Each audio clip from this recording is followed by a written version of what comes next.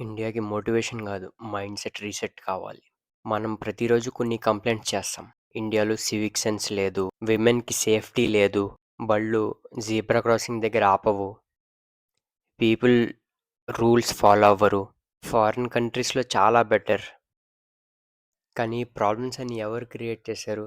ఫారినోళ్ళా? గవర్నమెంటా? లేదు. మనం. పెడెస్ట్రియన్ పాత్ ఉంది. కానీ మనం రోడ్ మధ్యలో నడవడానికి ప్రిఫర్ చేస్తాం. డస్ట్‌బిన్ ఉంటది.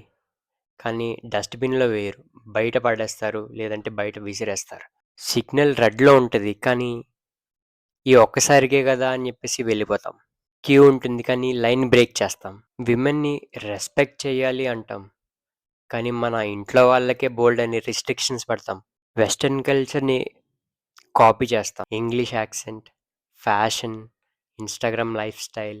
కానీ western discipline, time value, public responsibility అవి మాత్రం కాపీ చెయ్యం. మనకి ప్రాబ్లమ్ టాలెంట్ గాదు. ప్రాబ్లమ్ మనీ కూడా కాదు. Problem mind set.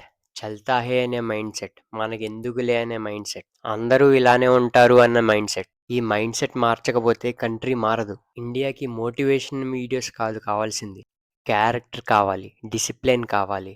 Self respect కావాలి. సివిక్ సెన్స్ కావాలి. మైండ్ సెట్ రీసెట్ కావాలి. ఈ ఛానల్ ఇన్స్పిరేషన్ కోసం కాదు. అవేకెనింగ్ కోసం. హార్డ్ ట్రూత్ కోసం. రియల్ చేంజ్ కోసం.